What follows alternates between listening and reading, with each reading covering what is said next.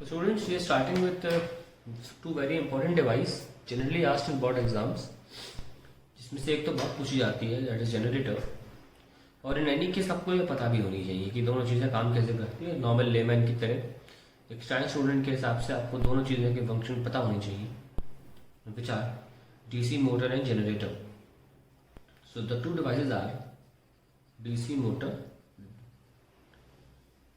And दूसरा AC generator, AC and DC generator, DC generator. Quite interesting devices हैं ये। नौ यहाँ देखते हैं, डीसी मोटर जो होती है जिसको डायरेक्ट करंट मोटर भी बोलते हैं, और ये जो एसी डीसी जनरेटर है, इन दोनों की फंक्शन को समझने से पहले हमें एक चीज़ समझनी पड़ेगी, और वो है Fleming's left hand and right hand rule. Fleming's left hand and Fleming's right hand rule।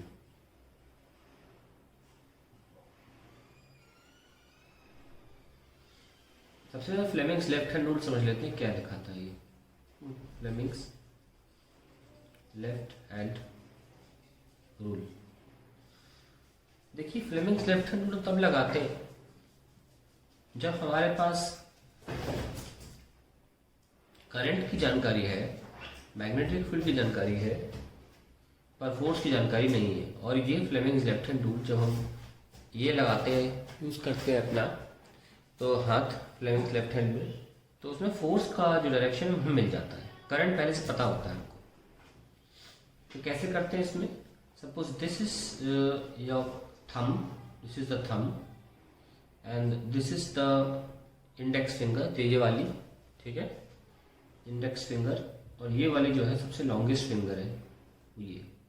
तो इस डायरेक्शन में अगर आप अपनी उंगलियों को रखते हैं तो थंब जो होता है दैट शोज द फोर्स, ये दिखाएगा मैग्नेटिक फील्ड को, और ये दिखाएगा, लॉन्गेस्ट फिंगर दिखाएगा करंट की डायरेक्शन को। ठीक है, इसमें से हमें ये पता करना होता है, ये हमें पता रहता है। डीसी मोटर के केस में खासतौर से हमको ये पता रहता है। आगे देखते right hand rule, Fleming's right hand rule. इसमें क्या होता है, हमको करंट नहीं पता रहता, ये हमें निकालना होता है।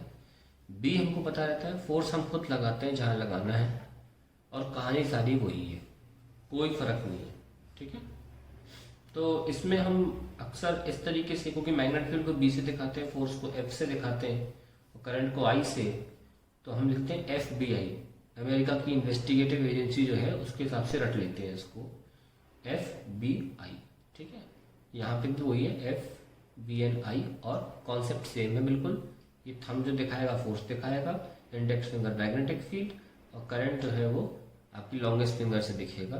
कॉन्सेप्ट सेम है, कुछ रटने वाली बात नहीं है। तो आप बचपन में भी करते आए लेफ्ट हैंड रूल तो, ठीक है।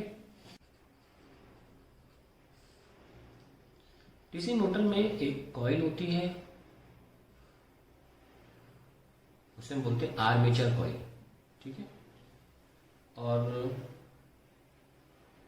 उस कॉइल के ऊपर हम कॉपर वायर लपेट देते हैं, मतलब एक बेस तो चाहिए हमको। तो ये जो बेस है आपका, ये आपका सॉफ्ट आयरन का बनता है, जिसपे हम तार लपेटते हैं। ठीक है, सो जो हमने जो कॉइल का बेस बनाया है, इसके ऊपर तार लपेट रहे हैं, वो सॉफ्ट आयरन कोर इसलिए बोलते हैं because it's in the main centre में, और उसको लपेटते हैं हम कॉपर वायर से। तो वायर जो यूज कर रहे हैं वो कॉपर के, ठीक है।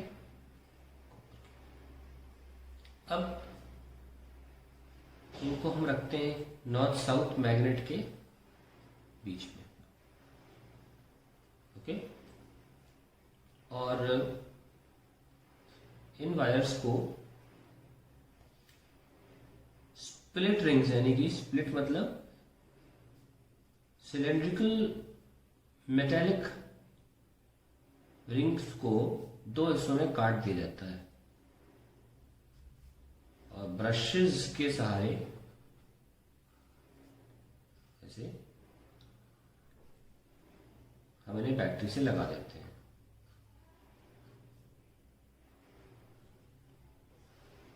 तो ये ब्रश मान लेते हैं B1 है, और ये ब्रश B2। सिंपल सा कंस्ट्रक्शन बन गया। इसमें जो ये हमने दो कर्वी चीज ली है इन्हें बोलते हैं स्प्लिट रिंग्स। ठीक है, ये स्प्लिट रिंग्स हैं। और ये कैसे बनती हैं कि हमने एक proper cylindrical piece of metal लेते हैं और इसे दो हिस्सों में काट देते हैं। जब आपको टॉप व्यू दिखाया जा रहा है तो आपको वो रिंग का सिलेंड्रिकल पोर्शन दिख नहीं रहा, तो सेमी सिलेंड्रिकल होती है split rings. These are semi cylindrical.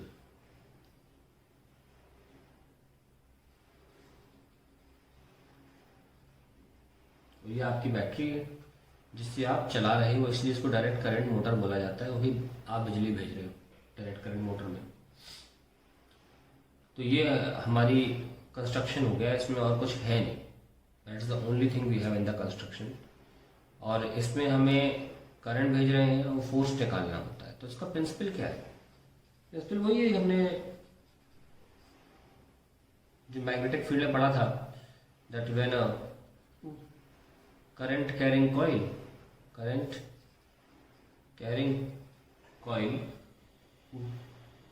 is placed in magnetic field,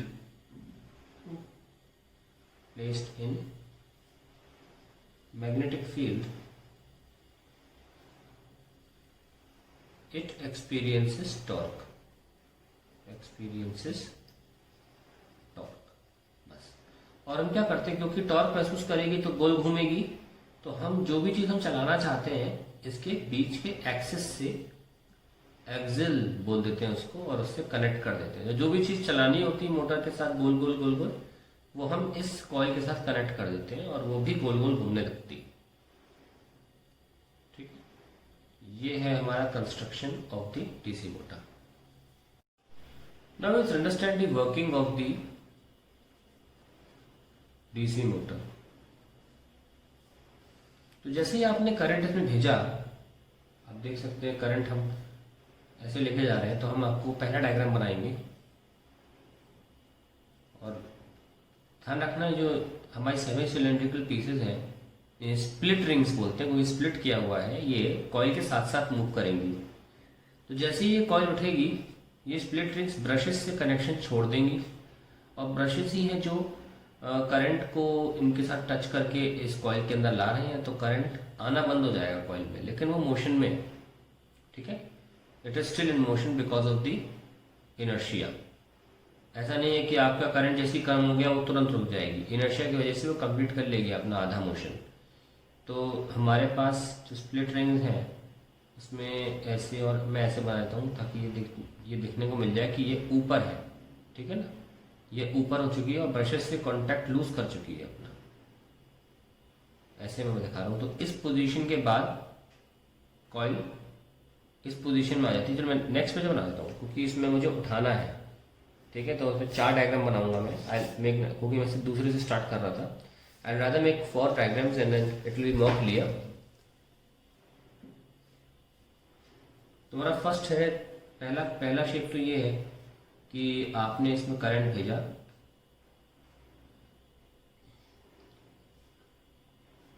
ऐसे है ना, ऐसे करंट भेज रहे थे। तो अब इसमें फ्लेमिंग लेफ्ट हैंड रूल लगा लो, ये लगा लो FBI। आप सबसे पहले आप करंट को निर्धारित कर लो। ठीक है, करंट कहाँ है, इसमें देख रहा हूं मैं। ठीक है, I am calling this ABCD। और साथ में एक आसान करने के लिए मैं एक पेज भी ले लेता हूँ, बहुत आसान हो जाएगा उससे।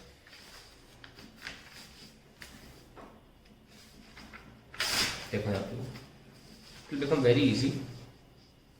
ये आपका A, ये आपका B, C और D। ठीक है, और हम सिर्फ इस पे ही फोर्स देखेंगे, एक ही पे देखना हमेशा। अब करंट हो कोई ऐसे है और मैग्नेटिक फील्ड ऐसे है, तो फोर्स कैसे लगेगा देख लो। तो करंट करंट नीचे आ रहा है ना, FBI, करंट ऐसे है मेरी तरफ, फील्ड भी ऐसे है।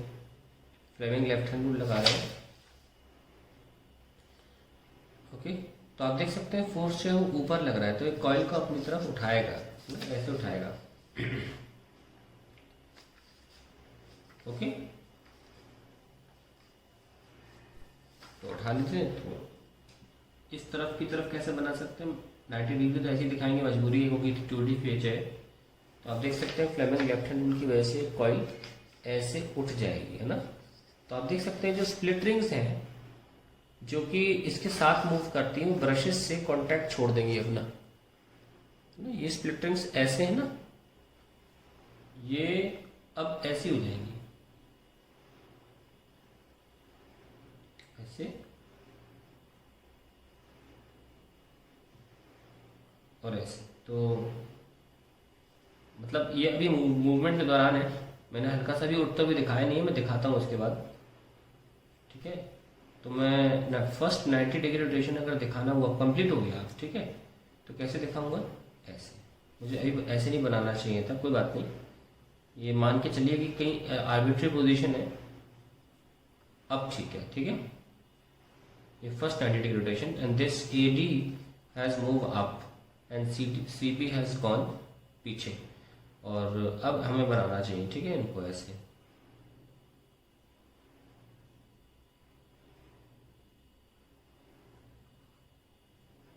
अब ज़्यादा सही रहेगा। और ये ब्रशेस जो हैं ये ऐसे हैं,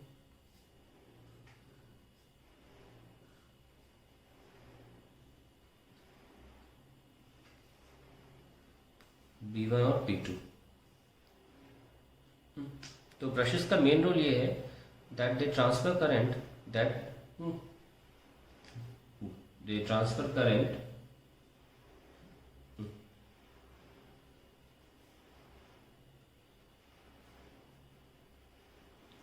from a stationary circuit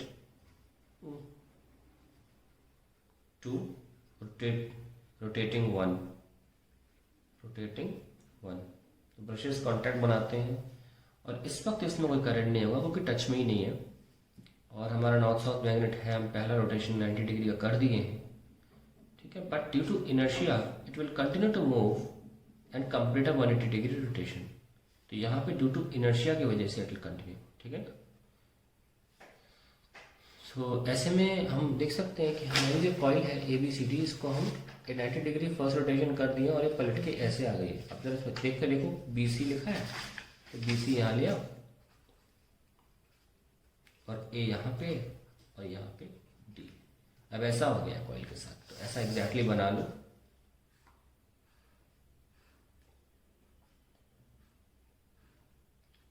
तो अब मैं नाम कर देता हूँ, मान लीजिए S1 थी, S2 थी, S1 S2। तो अब पलट गई, स्प्लिट रिंग्स जो है वो पलट गई हैं, ये लीजिए स्प्लिट रिंग्स जो है वो बिल्कुल पलट गई हैं, और ब्रशेस तो अपनी जगह पर है B1 और B2, पर स्प्लिट रिंग्स जो है वो चेंज हो गई हैं, उनका S2 S1 हो गया है, ठीक है। और नीचे का सर्किट में ना बनाऊँ चलेगा, मतलब अभी आपको समझ, चलो बना लेते हैं, कोई इशू नहीं है। थोड़ा पेज है तो बना भी सकते हैं, ये लीजिए। तो करंट जो है आपका वो अभी भी ऐसे मूव कर रहा है क्योंकि ये तो डायरेक्ट करंट है, और ऐसे जा रहा है करंट, ऐसा ना। चलिए नाम रख देते हैं इसका, जैसे कि हमने कॉइल रखी थी, यहाँ पे C जाता है D A B और C। तो पहले ABCD ऐसे था, अब ABCD ऐसे है, ठीक है, पलट गया।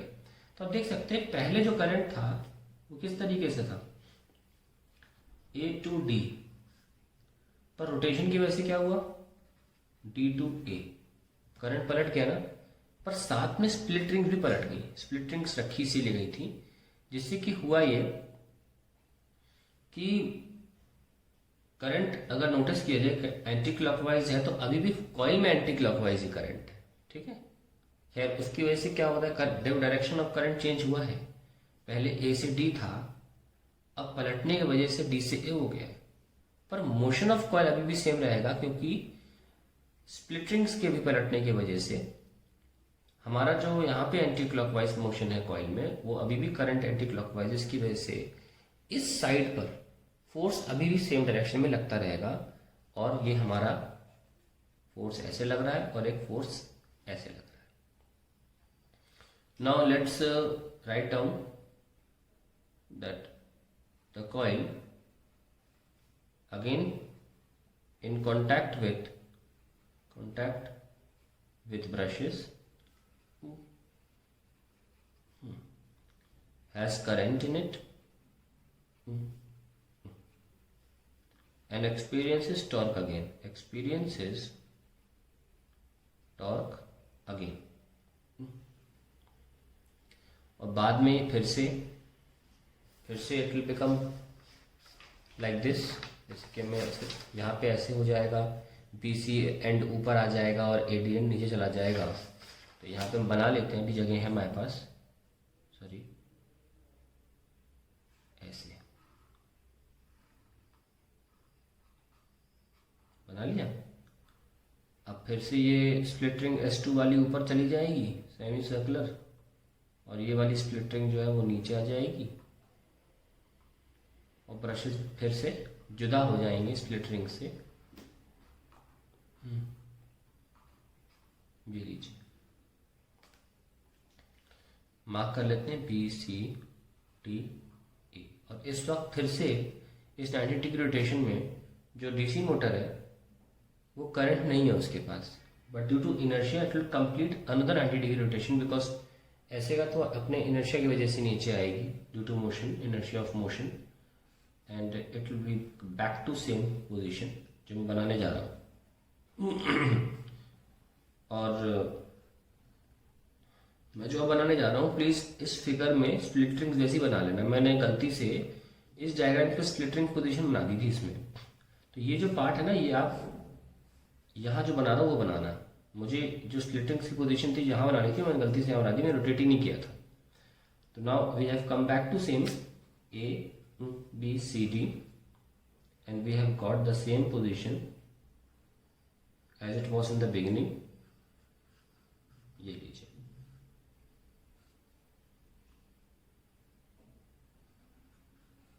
ये हमारा काम हो गया। फिर से करंट आने लग गया इसमें, है ना, और फिर से अपना मोशन करती रहेगी। तो लगातार ऐसा मोशन होता रहता है DC मोटर में। और मेन प्रिंसिपल यही है कि एक मैग्नेटिक फील्ड में जब करंट कैरिंग कॉइल होती है तो वो टॉर्क महसूस करती है। वो टॉर्क स्टार्टिंग में इनफ होता है कि इसको ऐसे से ऐसे कर दे, मतलब ऐसे से ऐसे कर दे, बाकी इनर्शिया, फिर ऐसे से ऐसे कर दे, बाकी इनर्शिया। तो ये अपना काम ऐसे होता रहता है। तो इस तरीके से we get a torque. That is the basic working of a DC motor. मैं चाहूँ तो एक पेज पे यहाँ लिख भी सकता हूँ वर्किंग को, मैंने डायग्राम से समझाइए। अगर शब्दों में समझना हो 4-5 लाइन में क्लियर हो जाएगा। A coil ABCD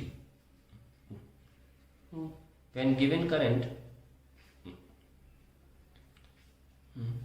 experiences torque and begins to rotate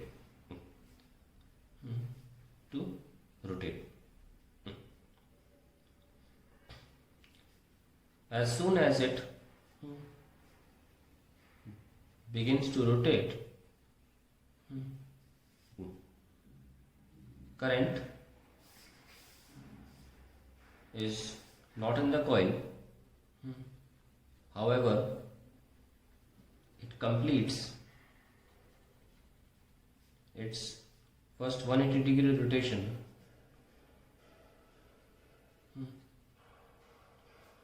by inertia of motion.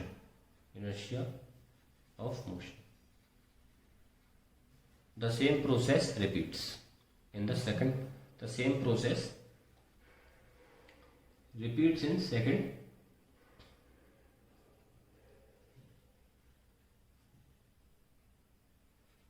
180 degree rotation. तो ये हमारी कहानी है सारी, और हमें कुछ नहीं इसमें लिखने की जरूरत है। Now let's talk about what is back EMF।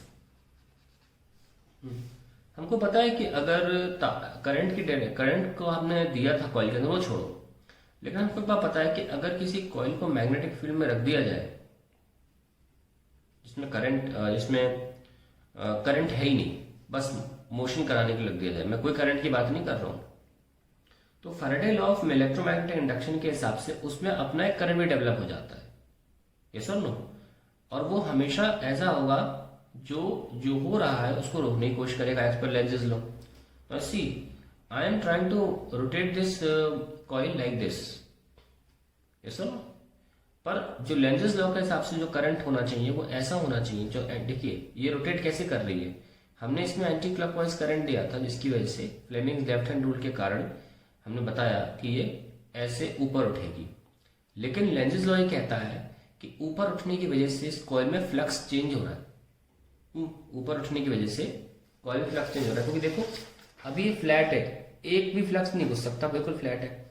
जैसी हल्की सी उठी फ्लक्स बढ़ना चालू हो गया थ्रू द कॉइल। लेकिन लेंजेस लॉ ये कहता है कि नहीं नहीं ऐसा नहीं होना चाहिए यार, फ्लक्स कैसे बढ़ सकता है।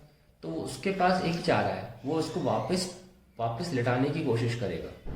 तो अब सोचिए अगर एंटी क्लॉकवाइज करंट इसको उठाने की कोशिश कर सकता है तो इंड्यूस करंट कैसा होना चाहिए, obviously clockwise, by common sense कि इसको लिटाने की कोशिश करेगा। अब क्लॉकवाइज करंट मैंने तो एंटी क्लॉकवाइज करंट ये हमारा भेजा हुआ है, आप क्लॉकवाइज करंट लगा के फ्लेमिंग लेफ्ट हैंड रूल लगा लो, आपको उल्टा आंसर भी आ जाएगा। तो जो बैक ईएमएफ है ना उस इंड्यूस करंट की वजह से है, जो है हम उसकी बात कर रहे हैं यहाँ पे।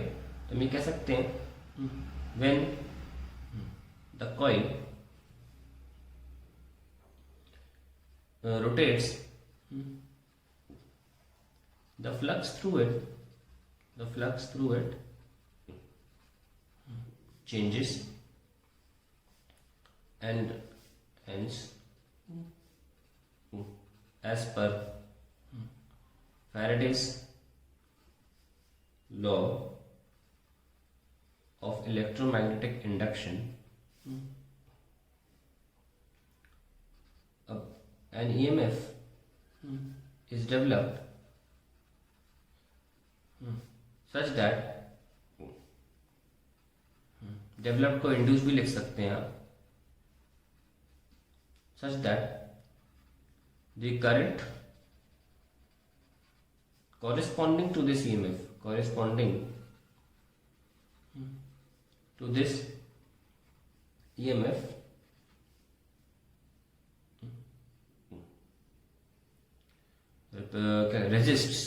resists the motion of coil,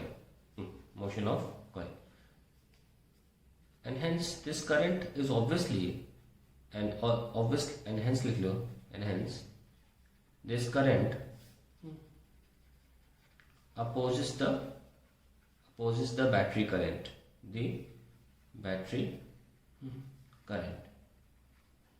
तो इसीलिए इसको बैक ईएमएफ बोला जाता है। That is why this EMF is termed as back EMF. तो अब अल्टीमेटली जो सर्किट में करंट होता है वो नहीं होता जो आप भेज रहे थे, तो फाइनल करंट जो होता है वो net potential difference upon resistance of coil, ये होता है। ये हो जाएगा, हमने भेजा मान लो V, बैक ईएमएफ जनरेट हो गया, ई जो इलेक्ट्रोमैग्नेटिक इंडक्शन वाला ईएमएफ होता है d∅dt वाला, और ये R। तो ये फाइनली हमारे पास करंट आता है कॉइल में, ना कि V/R। तो ये बैक ईएमएफ बहुत इंपॉर्टेंट